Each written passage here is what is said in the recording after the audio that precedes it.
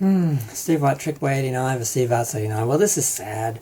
Back when Discovery was starting, they hired Nicholas Meyer because they hired several prominent Star Trek people to give some respectability to Discovery as they were creating it, knowing what it was, but we didn't.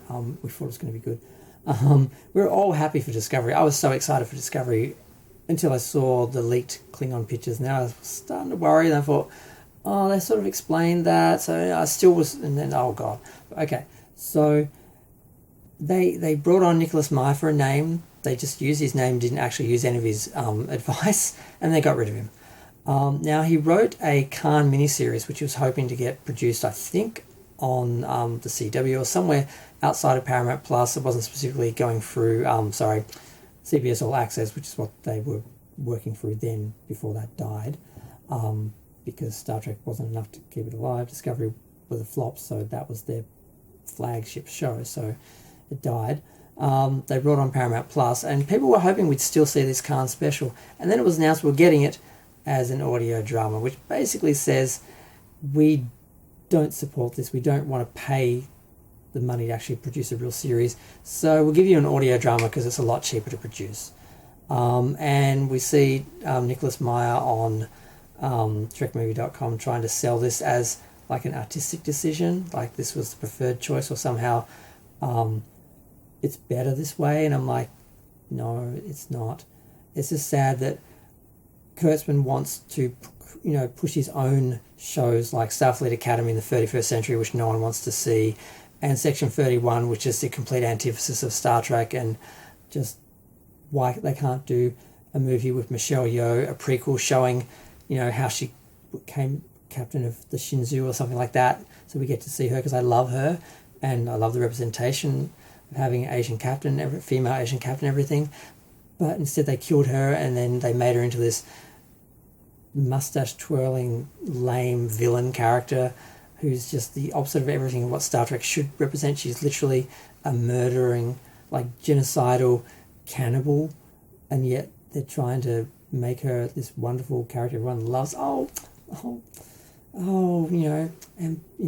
God, I can't even. It's like they're doing this whole, that naughty empress, we just gotta love her, even though she's just killed all these people, but she's just so darn adorable. It's like, what the are they doing with this character? I just can't. I saw this on Trek Movie because I've started, there's no weekly shows, so there's no Star Trek video to do because there's nothing to review. Makes it a lot easier when there's a weekly show. It's like, I gotta review this. And then you end up just stumbling across whatever Star Trek news is happening.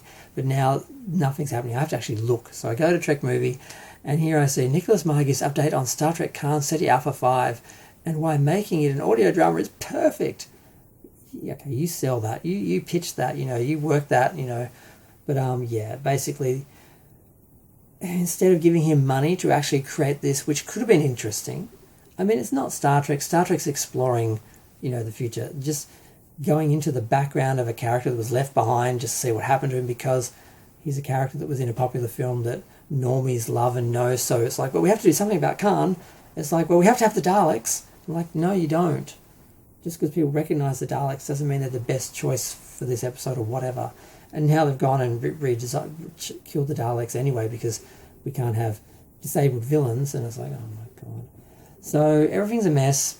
This is just cope. It's like, they won't give me the money to produce an actual SETI Alpha series, a miniseries. They don't have any faith in me. They don't care about real Star Trek, because at least this was canon, real Star Trek in the original timeline and universe. But they'd rather just do 31st century Starfleet Academy in unrecognisable Starfleet, future, or anti-Star Trek, anti-Utopia.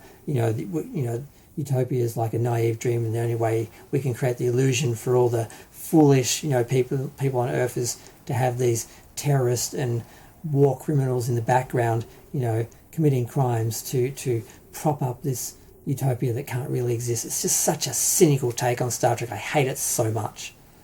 But they'd rather put money in that than doing Khan. and poor Nicholas Meyer has to try and sell it as an audio drama by acting like it's more artistic to do it this way, or there's some merit to doing it this way as opposed to a proper series. So that's just sad. But all power to him. He's got to sell this shit. He's doing the best he can with what he's got and what they've given the money to produce. So good for him. But I'm going to go. Feel free to share, like, comment, subscribe. Let me know what you think. Thanks. Bye.